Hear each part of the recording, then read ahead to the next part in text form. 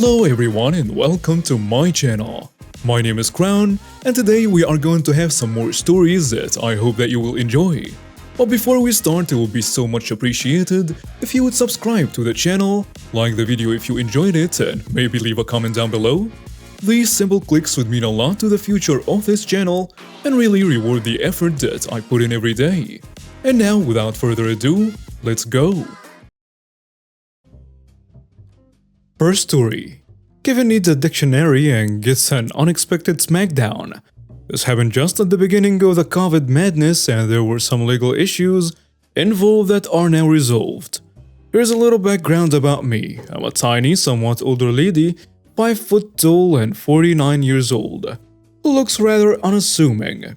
Most of my adult life I've worked in probably every aspect of retail, from customer service to now owning a mid-sized retail sporting goods store with a couple partners.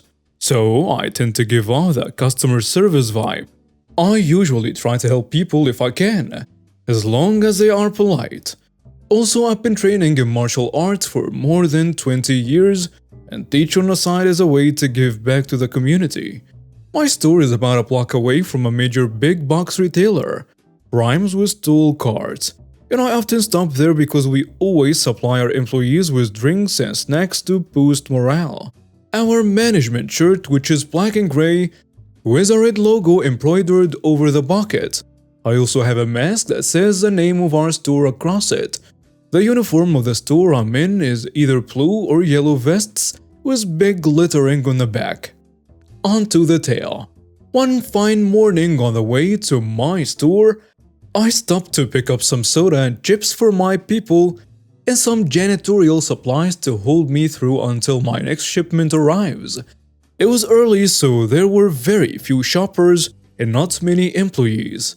I'm filling my cart with soda, and because I have situational awareness, I notice a normal if somewhat budgy guy, we will call him Kevin, walking up the aisle towards where I've just finished loading a few cases into my cart. I thought he wanted some soda, so I moved on to the next thing on my list. I go to the next aisle and notice this guy has followed me. Inwardly, I sigh to myself as I can see from his stance and his eyes that he's not happy. Kevin trumps up to me very aggressively and says, "What is your problem? You just walked away from me. I need some help." Since I always try to de-escalate aggressive behavior, I put on my sweet voice and said, "I am sorry. Did you have a question about..." Insert my store name, which is written boldly across my mask. Kevin answers, "What? No. Where's the Diet Mountain Dew? Why would I want to know anything about that store name of yours, you stupid cow?" Well, maybe because I work there and not here. I have noticed that this store has not had Diet Mountain Dew for a while. Maybe you should ask an employee if they are back ordered. "Nonsense! You work here. I see you here every week." As he says this, he advances toward me, and I step back a few paces. "Sir, please keep your distance. We're in a pandemic." "How dare you? How dare you assume my pronouns? You're a piece of trash. Give me my Mountain Dew." I was taken aback a bit. I apologize for making assumptions, but it still does not change the fact that I do not work here. What would you prefer to be called? "I prefer he, him, his, and don't you forget it. Anything else is hate speech. I know you have Diet Mountain Dew in the bank. Now go get it for me or I will have you fired for being a hateful homophobe." Well, the word "sir" is a formal way of speaking to someone who identifies as he, him, his. Anyway, I still don't work here. I will go find you an employee. At this point, 2 mistakes were made. One by me and one by Kevin. Mistake number 1, I turned my back on an aggressor who was still agitated. Looking back, the only reason I can give is I just really wanted to get back to what I was doing so I could get to my store, and I honestly did not consider him a physical threat. Mistake number 2, Kevin put his grubby booger hooks on me. He grabbed my shoulder in an attempt to turn me around, I suppose. So at this point, 20 years of martial arts training kicked in, and somehow Kevin ended up face down on the ground in a hammerlock with my knee shoved into his back. Using my best martial arts instructor voice, I yell, "Attention, any employee. Please call 911 for the police. I have been assaulted." After a moment of shock, Kevin starts squealing, not yelling, not crying or cussing, squealing like a piglet. Suddenly, where there were no employees, there were at least 6 swarming us, including the manager. Since I had no idea what Kevin would do, I refused to release my hold on him until the police arrived.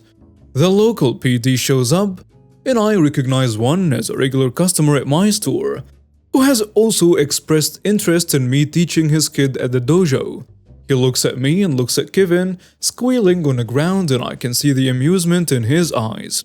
I let go of the squealing piglet, Kevin, and that's when his tirade starts, of course. "Oh my god, officers! This is a hate crime! Arrest her! Arrest her! She threw me to the ground because I'm gay! I only wanted to get some Diet Mountain Dew! She's a devil!" Officer looks at him, about 6 feet, 180 pounds, and then me, 5 feet, 97 pounds, and just raises his eyebrows. Since no one really witnessed what happened, I asked the manager if the officers could review their security recordings. The aftermath of the whole thing was this: we were both briefly detained. The officers reviewed the tapes and asked if I wanted to press charges in front of Kevin, which I declined to do. Kevin starts whining and saying, "It's not fair. She used hate speech against me." And the officer I know asked, "What did she say, sir?"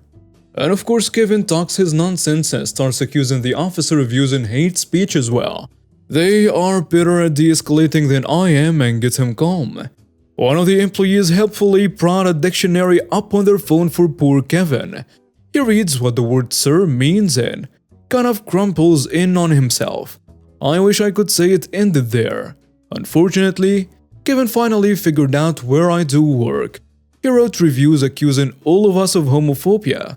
He began to call incessantly and made some threats that escalated into him coming to my store, causing some property damage and being arrested. And this time, I did press charges and sued for libel and defamation. And the officer signs his daughter up at my dojo. Next story. 5-year-old asked if this is a phone number for a retail store. This happened about 30 years ago. I was definitely the jerk in this situation, but in my defense, I was 5. My family's home phone number was 1 digit off from a sporting goods store in my town called Joe Jones. Naturally, we'd get a fair number of calls from people with a wrong number.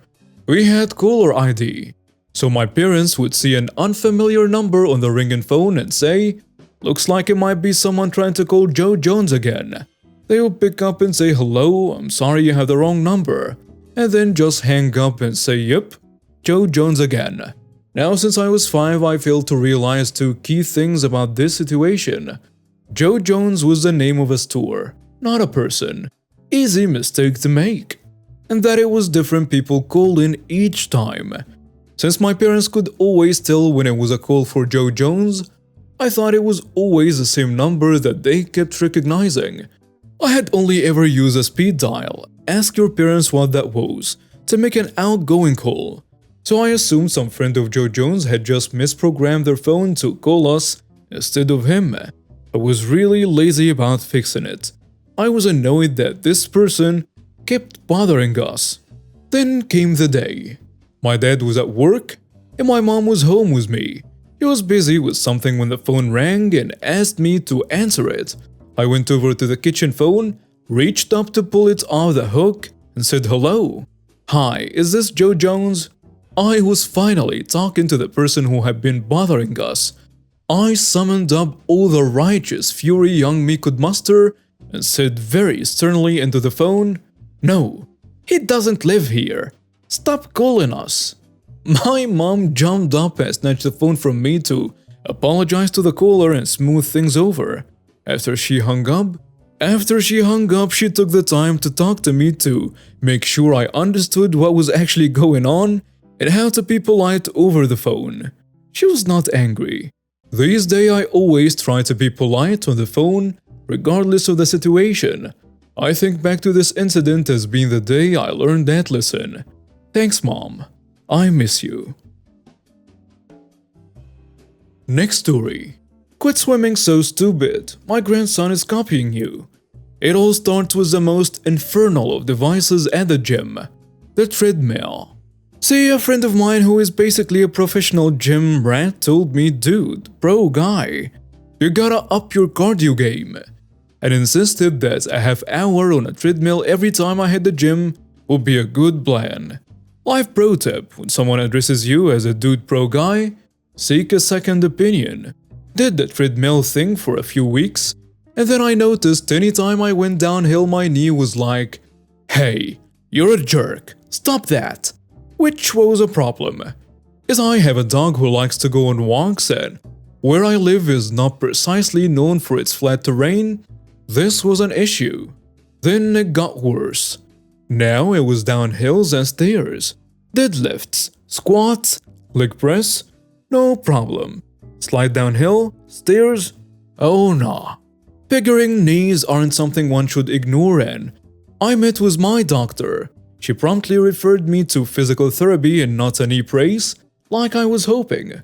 I met with a PT lady. She did an exam, said my quads are wonk and need work.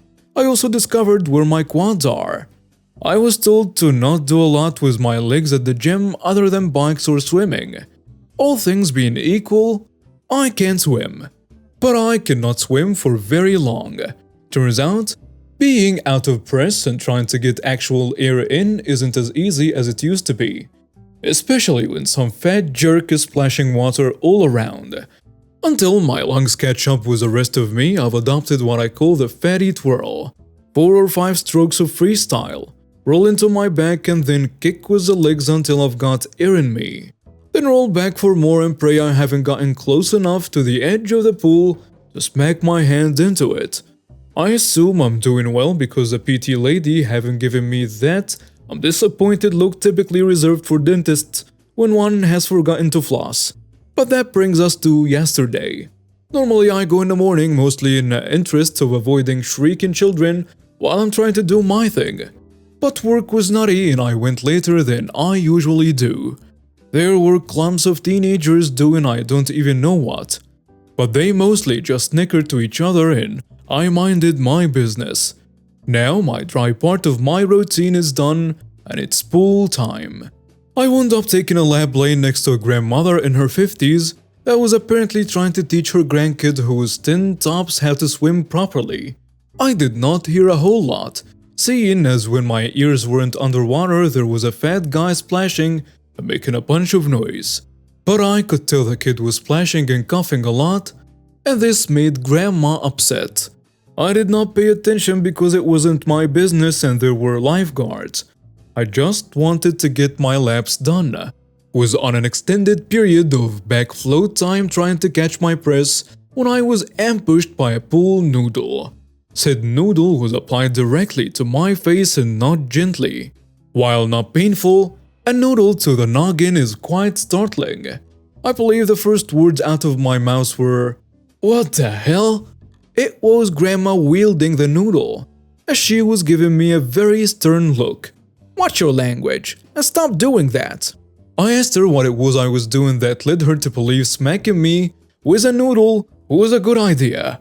She informed me that I was swimming stupid and her grandson wanted to copy me, so I needed to stop.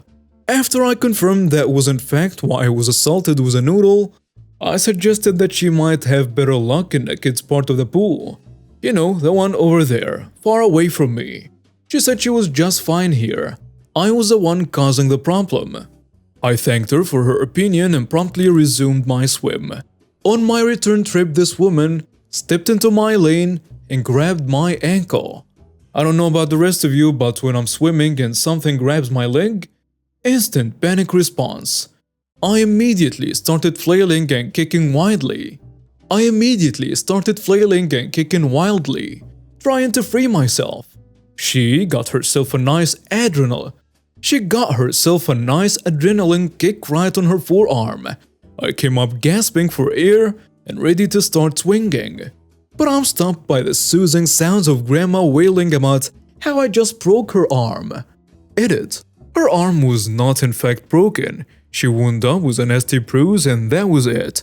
I caught her with the top of my foot. Pro tip: top of the foot is a bad place to land a kick with. Naturally, that's enough to get the lifeguards involved, none of whom were apparently paying attention before she started screaming. Two of them are lifting Grandma out of the pool and trying to examine her arm while she's still wailing and flailing. A third is giving me static about kicking another guest in the pool. Well, they started to get angry with me until I pointed out where the kicking happened. The poor kid had frozen in place with an expression of abject horror. Once she connects the dots, she realizes I'm not the problem. I tell her I'm going to go get changed, and then I will identify myself to the front desk, because if I'm going to get interrogated, I prefer to be closed. I did my thing, and by the time I showered and changed, there was a manager at the desk apologizing for what had gone on. They reviewed the tapes, and that woman's membership had been terminated, and they are very sorry, and please do not sue us. That was the best interrogation ever. And now we have reached the end of today's stories. Thank you for watching and see you next time.